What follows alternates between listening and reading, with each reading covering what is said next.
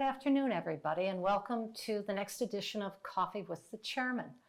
Today, we're going to be talking about two organizations that I truly, deeply love, the Boy Scouts and the Girl Scouts. And that's why I'm wearing green today, because I'm a former Girl Scout. So I wore the green as a privilege. And I also like to introduce you to our two speakers. Dr. Carrie Rockwell is the CEO of Girl Scouts of Northern Illinois, and she has been in her role since 2022. So welcome, Carrie. Thank you. Nice to have you here. Glad to be here. And then Clint Scharf. Scharf. Perfect. Is the Scout Executive and CEO of the Boy Scouts of America Three Fires Council, which is located right here in St. Charles. He's also a former Boy Scout, and he was an Eagle Scout. Very impressive. You'll have to talk to us about what you did to achieve that. His latest roles with the Boy Scouts, he's been involved with it since 2018. So welcome. So I was a Girl Scout, and it was a change agent for my life. I was kind of a ragtag little hellcat and joined the Girl Scouts, and they showed me a pathway forward to business management, which gave me time management, which gave me confidence, which gave me better grades at school. And I went on then to a career, obviously. But I really do have to say that it was the Girl Scouts that set my path right. It's been something that I still am very honored to say that I was a Girl Scout. And when I talk to other women about Girl Scouting and Boy Scouting, I know is exactly the same. How we look back and have all the fond memories of earning the badges and our awards and our recognitions of achievements at such a young age. And there are achievements. They were done internally. They weren't done because teachers told us we had to do our homework. It was because something that we willingly wanted to do. Yes, these, as I said, these two organizations are just so great. Boy Scouts did the same thing for my son. I think when you talk about scouting, you're talking about what's really defined as an authoritative community, where you're taking young people and their families and exposing them to positive peer mentors and positive peer groups and experiences that help continue some of those family expectations outside the family. So reinforcing those lessons and creating greater opportunities. Agreed. So tell us a little bit about your background, Clint. I grew up as a scout. My dad was a military man, a Navy guy, and every time we moved across the country, we found another Cub Scout pack or scout troop to join. It was an instant group of friends, and ended up finishing off my scout career as a kid in Punta Gorda, Florida, on the edge of the Everglades. Earned that rank of Eagle Scout, did a nice little service project for our local Kiwanis Park, and went off to college with plans of becoming a lawyer. And upon finishing undergraduate school and admission to law school, I got offered a job to come work for the Boy Scouts. And 30 years later, one law class and 30 years of working for the Boy Scouts, I think I made a good decision. I think so too. And Carrie, how about you? What led you to Sure. So I was a Girl Scout growing up. And for me, my, I think, strongest Girl Scout experience is kind of shared. It's both camp, the outdoor experience, as well as travel. And those are two things that we encourage, two of many that we encourage our girls to be involved in today. But I agree with you. It was a very formidable experience for me as well. And I think it really led me into a lot of leadership experiences that as a young child, I never dreamt that I would be afforded. The courage, the confidence, the character that Girl Scouts, the mentorship built for me led me to become a K-12 educator for over 20 years. I spent my previous 3 years as a school superintendent in Central Illinois. We also moved all over the country. My husband was active duty. And so I think that those leadership experience, those friendship learnings that I gained from Girl Scouts were instrumental in the moves that we made as a family. We lived in over 15 locations, and really helped establish relationships and taught me to walk into a room and understand that I had to really learn people in order to do well in any situation. And I try and share those experiences with our girls and the Girl Scouts of Northern Illinois Council. Oh, wonderful. My experience with selling Girl Scout cookies, I wanted to go to camp. My family didn't have any money, so I had to find a way to go to camp. So I sold enough Girl Scout cookies to go to Camp Cuttin, for 1 week. Well, then I know, oh, that's all you got to do? So the next year, I sold more Girl Scout cookies, and I kept on knocking on doors, and it was literally individual door to door. There were no businesses that I could go to and ask mom or dad for help. It was on me. I knocked enough doors to get enough money to go to Girl Scout camp for a month. I was in pure heaven. Well, Well, and I think what our girls might not realize, but looking back on my Girl Scout experience, is that there are so many things that we can learn at camp or we can learn in a troop meeting that go so far beyond those walls. And so while as a 12-year-old, a girl may relate that experience only to camp, looking back as an adult, we had the advantage of seeing all of the other experiences that camp experience has impacted. Whether it's in a job in business, whether it's in education, whether it's in the medical field, our girls have so many amazing stories where they have taken those camp experiences, those troop experiences, those cookie selling experiences, and they've done wonderful, amazing things with them over their decades of adulthood. it's no different from Boy Scouts selling popcorn. I think Baden Powell talked about the theory of scouting, the practice of scouting, that troop meeting each week, but actually taking it to camp, that weekend camping trip, that summer camping experience, that high adventure outdoor experience. We're very blessed to have Philmont Scout Ranch and the Northern Tier Canoe Base and the Florida Sea Base and the Summit in West Virginia, these outdoor adventure spaces. They're just amazing. Young people take those practice experiences, those troop meetings and those weekend campouts, and they do amazing things. They learn grit, problem solving, team building, project management, all in an outdoor environment that allows them to kind of unplug from their digital devices and really connect with people. And those are great, meaningful experiences. Even on weekends that have terrible weather, you seem to remember those best. You seem to have some great memories of camping trips that were just an absolute weather disaster as a kid. So. But you learn to overcome during those experiences, and I think you also learn what else there is besides maybe what a child saw on TV or what was explained to them by their parent. And you get there and you learn safety, you learn maybe a different element of friendship because you are stuck inside all weekend. And I think also we are, you were talking about other locations across the country, but just in Northern Illinois, we have the most beautiful landscape here. And we are lucky to have incredible camp spaces. We have Camp McCormick, which is just west of Rockford. And then we have in the Big Rock, Sugar Grove area, we have Camp Dean. And then in Harvard, we have Marion Beebe Center. So we're fortunate to be able to provide amazing opportunities for girls.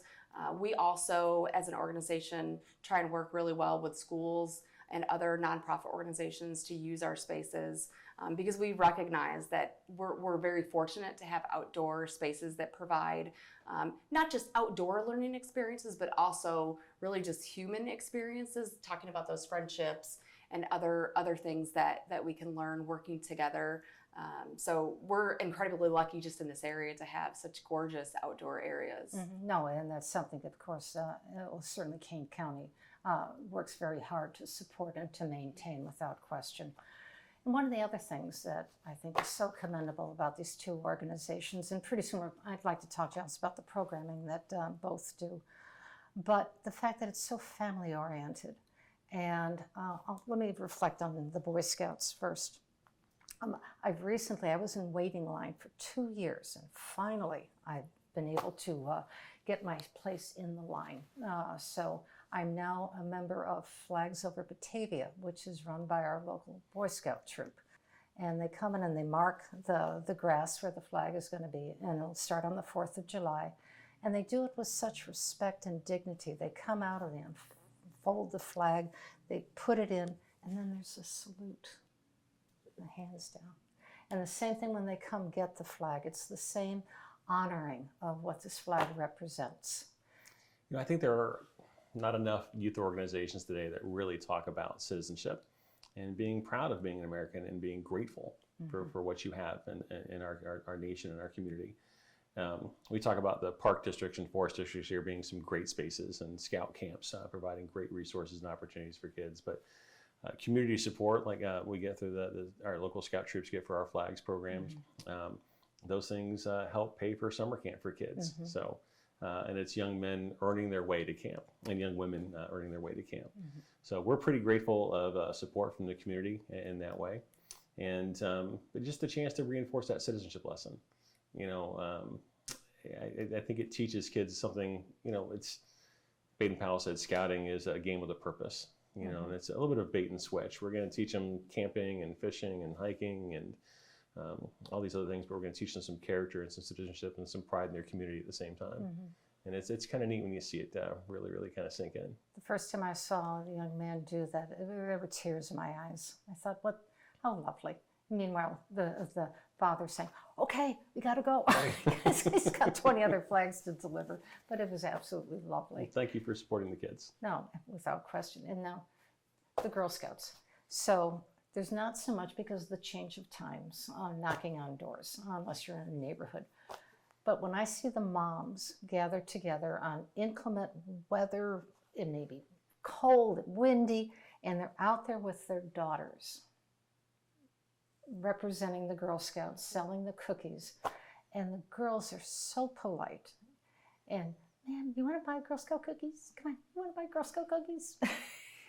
They're irresistible. They're irresistible. They really are. And I think going beyond the mom, as you know, aunts and grandmas and dads that are involved, it really does become a family experience.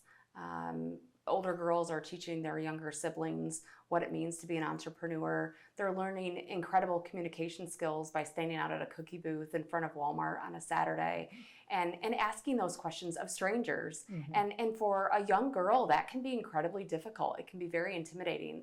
So I think, you know, while we all love Girl Scout cookies, which I've never met someone that doesn't, I think, again, those skills are so far beyond just that simple conversation of, would you like to buy Girl Scout cookies? It's girls overcoming fear of talking to a stranger or not knowing what to say. If they say no, maybe, you know, you're asking someone who can't afford them, or maybe, you know, health-wise, they can't consume cookies. And so it's really having a conversation where you learn to be respectful and to say, thank you, I appreciate the conversation, even though you can't buy cookies. But can I tell you what else Girl Scouts does? Because we are so much more than cookies. I think the other piece is our girls, you know, while they're not selling them so much door to door, they still do it in the neighborhood. And obviously they have those family connections where they're selling outside of their home. Cookie booths are a great example. But they're, you know, they're selling within their school communities and their church communities. And we've been really fortunate in our area to build incredible school relationships. So for years, we've had community programs where we have an AmeriCorps grant, which stretches from Aurora all the way to Rockford. And we have great groups of people who are working with girls from underserved communities. And they're learning those skills, whether it's at a cookie booth or after school. And they're talking about communication. They're talking about, you know, using your manners, whether you're at home or you're in public, and really building skills beyond being an entrepreneur. So talking about mental health and recognizing that, you know, in today's society, it is okay to talk about mental health, and it's actually the best thing you can do by building a bridge with someone who may be struggling. And so those cookie sales are obviously incredibly beneficial to girls and troops for travel, which I mentioned earlier was a huge part of my youth, but also to provide programming, to provide training within the troop and beyond for concerns like mental health. One of the things that we've just recently instituted and plan to start training this summer with both staff and volunteers is the youth mental health first aid, which is an incredible training and highly beneficial. So when we provide training within Girl Scouts to our staff and to our volunteers, we recognize the fact that training, the benefit that comes from that training, is not going to stay within the walls of the troop or within the Girl Scout Council, but it stretches out to our full community. So chances are, if someone's volunteering as a troop leader, they volunteer somewhere else in the community. So the training that we share as a Girl Scout Council, we expect to go far beyond just benefiting Girl Scouts. We hope that it benefits the entire community. And I think that the mental health first aid training for youth is a prime example of supporting the whole community. I would absolutely agree with that. What about the Boy Scouts? I think we're all recognizing the impact of the pandemic on young people it's going to take us a while to really unpack it and figure out how we're going to help young people through it. But so acronym MESH, mental, emotional, social health, and instituting that alongside first aid, and everything that we do. So first aid training and then mental, emotional, social health training, and that's learning for peers how to be supportive. And part of it is just how do you help create a more welcoming environment for young people, helping them recognize the differences in each other that help make them a better scout troop. Boy Scouts instituted a new mandatory merit badge for Eagle Scout last year, Citizenship and Society. And it really focuses on helping young people explore how to, prevent bullying and harassment and things like that, to understand how to make other people that are different than them, feel more comfortable and more welcomed in an environment, whether it's a difference in ethnicity or religion or gender, or physical ability or mental ability. How do you create a more welcoming environment, more inclusive environment for your peers, and widen your circle of friends, and thereby enriching your friendship circle by making it not uniform, making sure that you're being deliberate and intentional about trying to include everyone around you in what you're doing. So I think scouting is a great place for young people to learn those habits, to make that part of who they are, part of their being, and they take that with them into school and to their sports teams and to college and into a career as well. So, and into their family, looking at how they just create a more welcoming environment, comfortable environment, and looking out for people. Looking out for each other, checking in on your buddy. I think I can't speak for the Girl Scouts, but I'm assuming we have a buddy system program in the Girl Scouts as well. And, with Scouts, are you checking in with your buddy? Your fellow Scouts, your Scout patrol, even at activity, camps. We do after a big day at camp, you have kind of an afternoon session around the campfire. What worked, what didn't work. How did you feel about it? What was the accomplishments? What were the takeaways? How are you going to make tomorrow better? Those little informal conversations around the campfire. With a good trained leader and a good trained youth leader, you can really have some really meaningful, thoughtful discussions that really help impact a young person and help set up the next day for more success. And now I have a question I've been wanting to ask both of you, and maybe a little bit challenging. So the Boy Scouts recently have admitted girls, and the Girl Scouts has been set as an organization, as I understand it, where it gives the girls the ability to succeed. Oftentimes girls feel, as they get to a certain age, that they let boys take the lead, and Girl Scouts was geared to give them the confidence not to let that happen. Talk to me about that, a little bit about the history. Why did the Boy Scouts feel that there was a need or a desire for girls to join the Boy Scouts? And then I want to find out how the Girl Scouts felt about that, and if you're going to reciprocate and have boys come. Well, first of all, 3 of our 5 programs have been co-ed for years. Our Venturing, Exploring, STEM Scout programs have all been co-ed since their inception. Cub Scouts and Scout troops, we now call Scouts BSA troops, have been single gender since their inception. In 2019, we allowed our Scout groups to make the decision on the Cub Scout level. You can have a Cub Scout pack for boys, a Cub Scout pack for girls, or a family Cub Scout pack. Our local area, we have packs that are all boys or family. Okay. And then on the Scout troop level, middle school, high school, Scout troops are boys only and girls only, so single gender Scout programs. And I think the impetus behind that was wanting to be able to serve the whole family. We had a lot of members, and I would think of we have about 800, 900 girls participating in the program locally, Cub Scouting, Scouting, Venturing, Exploring, Sea Scouts. Most of their families have dads who are BSA alumni or Eagle Scouts, and I think it's just great that girls have an opportunity to get something to choose from. Our programs are a little different. We focus on slightly different things, but I think our outcomes are mostly the same. We're trying to create better citizens, people that are confident and competent and courteous and courageous. So I think we're all trying to accomplish the same thing. We just go about methodology is a little different, and I think it's great that girls have an option. I think it's very important for this generation, this upcoming generation, to realize that both men and women have skills, capacities, and capabilities maybe different, but equally just as important. Because it's the way the world was evolved. Both men and women complement each other. Troop 510 in Naperville is a troop of about 80 boys, and our girl troop there is, about 30 or 40 girls. And they're just amazing kids in both troops. They're fantastic. And there's a lot of brothers and sisters between those two troops as well. So they're peers, and they're friends. So they have this sister troop relationship. But we have girls serving as officers in our Order of the Arrow program. Good. It's our honor camper program. First year of eligibility, we had a young lady elected as our vice chief for the OA Lodge, and she's incredible, off in college now, studying wilderness management. So, and again, I think it's an opportunity, and again, it's all predicated by trained adult leaders. You get trained volunteers, leading a program that's well planned. You're going to have great outcomes. You're going to do great things for young people, and kids are going to learn to grow. And they'll grow at their own pace. And that's part of, I think, the joy of scouting, too, is that it's a self-challenge. You pick the challenges you want to go on. You pick the merit badges you want to earn. You pick the camping trips that mean the most to you, the most adventure for you. And you challenge yourself and help grow. So. And what about the Girl Scouts? Sure. I respect the Boy Scout decision. It's not a path that Girl Scouts has chosen. We will remain a girl-serving organization. But we have found other ways to keep our membership pleased with the services that we offer.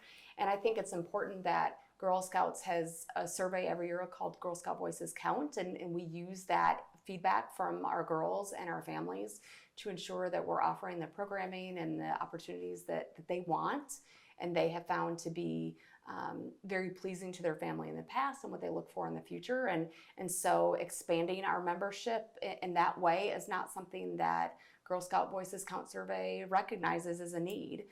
So that is not something that's on the radar that I know of. Obviously, it would be a national decision, and we're a federated organization. But I think to answer a little bit to the higher award question that Clint mentioned about the Eagle Award, Girl Scouts has the Gold Award, which is a phenomenal program. It requires incredibly hard work from a girl, either senior ambassador, which is high school age, and requires really building an army of volunteers to follow through the project. And I think one of the incredible things about some of our local projects, Gold Awards, we've had girls create incredible mental health curriculums for school-age kids, both girls and boys, that can be used at the local library or in a school or in a troop setting. We have currently a local girl that is finishing up her Gold Award project, and that is a makerspace at our Camp Dean in Big Rock, and it is phenomenal. It's going to provide STEM opportunities for girls and families for decades to come. And I think another thing that we see with not only our Gold Award projects, but really all of our programming within Girl Scouts, is that we really, in a lot of ways, are an extension of the school day. So we recognize that schools have a lot on their plates, teachers and school administrators, and every educator just has so much to address with every student. And I think COVID is a great example of the impact on society. So a lot was taken away from kids and families during COVID. And so Girl Scouts is really kind of wrapped around our families and wants to be able to provide assistance in the area of STEM, entrepreneurship, mental health, and teaching girls leadership skills, whether they're at school or after school, at church, and another civic community organization. And our kind of culminating activity is the Gold Award. And so we're just incredibly proud of our girls. There are several here in Kane County that have just done phenomenal things. And we're looking forward to hearing the GSUSA announcement coming very soon, I believe in July, announcing the Gold Award Scholarship. And we've got our fingers crossed. We've got some incredible candidates. Wonderful. We're looking forward to hearing that news soon. That's fantastic. Well, when an Eagle Scout comes through, or a young lady wins the Gold Award, please let us know. I'd like to recognize them at the board, because that kind of recognition for our community leaders is very important for all of us. we're all proud of these top achievers, these Eagle Scouts Gold Award winners, and we've had several girls that have earned the Gold Award in Girl Scouts and the Eagle Scout Award. And these are just amazing kids, and their leadership, with the leadership they've learned between the programs is just amazing. One of our Eagle Scout projects, and one of the weird things about it is every project has to benefit a community organization. It cannot benefit the Boy Scouts in any way. They got to go out and find a park, a nonprofit, a church, a school, something that find a need that needs to be filled, and then conceptualize a project, plan a project, fundraise for the project, recruit that army of volunteers, execute it. It really is a great little micro project of project management and leadership. And some of them are just amazing. We were fortunate enough to have a young scout a couple of years ago earn the Regional Eagle Scout Project of the Year award just south of here in Oswego. And we've had some amazing It's an young amazing people. achievement. So. Amazing achievement. A person such a young age. Well done. Well done. So recruitment. So it's summertime right now, and I know this is not a relaxing time for anybody. And you're planning on how you're going to be recruiting new scouts in the fall. So what is the process of that? What do you do, Pierog? Sure.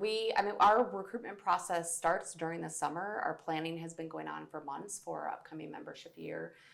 But I think it's using that Girl Scout Voices Count survey data to really measure what has worked for families, what has worked for girls, and what has worked for our community. And using that data to implement our new membership year and the recruiting process that goes along with it. And so we recognize the needs of our girls to be, again, supporting mental health, recognizing that it's very prominent in society, and giving tools to our girls to not only support themselves, but support those around them. Mm-hmm. Also, the Girl Scout leadership experience is the foremost leadership program amongst girls in the country.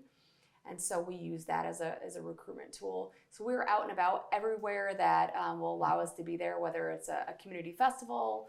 Another organization has a meeting that they'll allow us to tag on to. Obviously, we're in schools all over the place. And we have an excellent relationship with churches all over our council. Sure. And so we use those locations as well to really send out the message that we are here for girls, we're here for our community. And I think something Clint said, talking about both the Eagle Scout and the Gold Award, is that that community feel that comes into play. Mm-hmm. And I think that is definitely part of recruiting. So we're not just out there to gain a member here or there, but to build those community relationships, whether it is the award programs that we offer, or if through recruiting or through programming. So we're out and about everywhere we can be recruiting. And recruiting is not just 1 month or 2 months. Really, it's a year-long process. So our materials may change come August 1st, but it's a whole year. So we have, a really big daisy push in the spring. So we're looking at our little pre-Kers and offering them new opportunities mm-hmm. come summer and fall.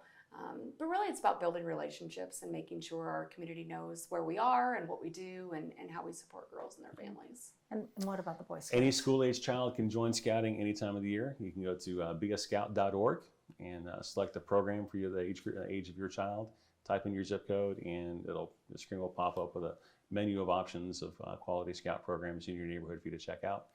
But our Cub Scout packs and our scout troops will be working with our local schools and community partners and hosting open house and membership events from August through October. Mm-hmm. And we generally average, we serve that 4-county area, so Kane, DuPage, Kendall, DeKalb, and we generally average about 2,000 new members each fall. Fantastic. And always welcoming more. So the key part to growing membership, though, is volunteerism. If you want to serve more kids, you got to have more volunteers mm-hmm. and more trained volunteers. And I think the thing about scouting is it's not necessarily as easy as showing up on a Saturday morning and sitting in your tailgate chair and drinking your coffee. As a parent, you got to get very involved. Mm-hmm. And the more involved you get as a parent, the better outcomes your child's are going to have in the program. The longer they'll stay, the more they'll get out of it. So if you're looking for something to do as a family, something that's very rewarding, we found recent survey said 98% of our volunteers said being a volunteer for the Scouts made them a better parent. The training they get, the resources they get, the other peers, the other families that surround you in your scouting program become some of your social group as well. And it helps them create a better environment for the young person, and their child gets better outcomes because of it. The communication that happens between parent and child just increases. Yep. Beascout.org and find a scout troop near you. So, scouting. Not everyone can afford scouting. Is there scholarships allowed? So that's not going to deter any family who may not have the means or think they may not have the means, so that their child can be an active participant in scouting. Yes, we offer financial aid for anyone in need. We use the National School Lunch Program guidelines. Okay.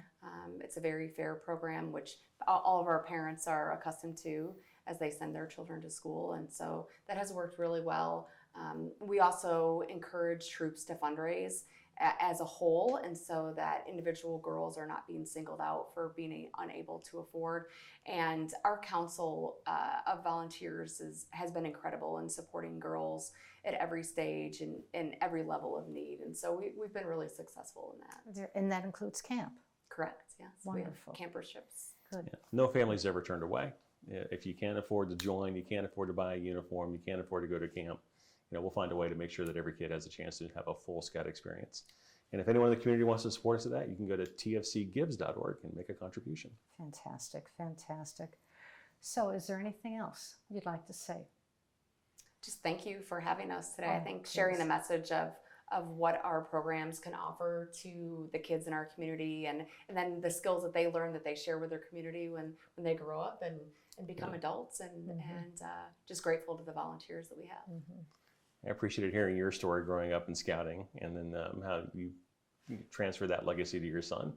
And he had that scouting opportunity as well. So thank you very much for what you do for our community, and thank you for having us here. Oh, absolutely. And I have to say that learning business acumen probably started at selling those cookies, because not only there was a cash economy back then, so I had to make sure that the books were balanced and that I kept my inventory. And I didn't let my older brother or sister sneak cookies out without paying for them, which caused some arguments in the household, but that's to be expected. So thank you, everybody, for joining us today for Coffee with the Chairman. I'd like to thank Carrie and Clint for the wonderful conversation that we had. It was very meaningful. And scouting is important for our community, for our families, for the legacy of both Girl Scouts and Boy Scouts, and will continue on to be a wonderful contribution to our families and to our children, of course. So thank you all. Have a great day.